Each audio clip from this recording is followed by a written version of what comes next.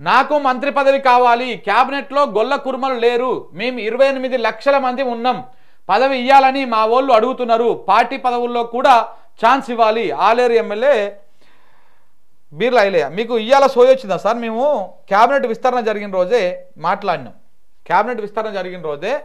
మాట్లాడినాం, మరి గొల్లోలకి గొల్ల కుర్మలకి ఎందుకు ప్రాతినిధ్యం లేదు, వాళ్ళని ఎందుకు మీరు గుర్తించడం లేదు, వాళ్ళకు కూడా సముచితమైనటువంటి స్థానం కల్పించాలి కదా అని చెప్పేసి మనం ఆ రోజే మాట్లాడడం జరిగింది. ఎందుకు మరి దేనికి ఇన్ని రోజులు రెస్పాండ్ కాలేదు? ఇప్పుడు మాట్లాడకపోతే ఆ సామాజిక వర్గం నుంచి ఆ గొల్ల కుర్మల సమాజం నుంచి తీవ్రమైనటువంటి వ్యతిరేకత వస్తుంది కాబట్టి వచ్చి మాట్లాడండి. నేను ఫక్తు రేవంత్ రెడ్డి మనిషి ఆయన బీర్లా ఐలయ్య. ఆయన ఏం చెప్తే అది. ఇన్ని రోజులు మాట్లాడతాం నోరు రాలే. ముదిరాజులకు వచ్చింది, గౌడ్స్కి వచ్చింది, మున్నూరు కాపులకు వచ్చింది మంత్రి పదవులు, కానీ యాదవులకు మాత్రం రాలే. ఇవాళ వచ్చి మాట్లాడతాం. నిన్న వచ్చి ఆయన. ఇప్పటికైనా మరి ముఖ్యమంత్రి గారు ఇవ్వాలి, వాళ్ళకి అవకాశం ఇవ్వాలి, తప్పకుండా వాళ్ళకి అవకాశం కల్పించాలి.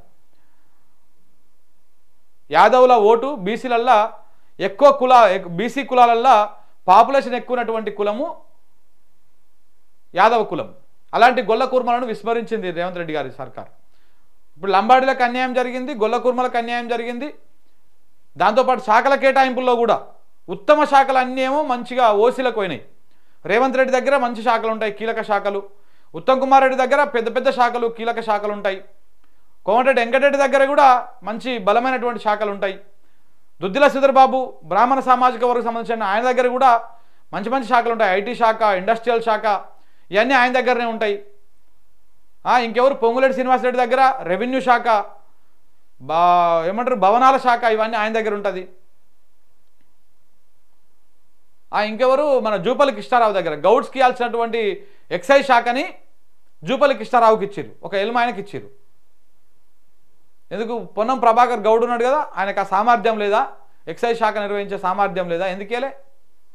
ఎందుకంటే ఎక్కడెక్కడైతే డబ్బులు ఎక్కువ వస్తాయో, ఎక్కడైతే రాబడి ఎక్కువ ఉంటుందో ఆ శాఖలన్నీ, ఆ కీలక శాఖలన్నీ రెడ్ల దగ్గర, ఓసీల దగ్గర, రెడ్ల దగ్గర, రావుల దగ్గర, కమ్మ సామాజిక వర్గం నాయకుల దగ్గర పెట్టిరు. ఉట్టి డమ్మి శాఖలన్నీ కూడా బీసీలకు, ఎస్సీలకు వంచేసారు.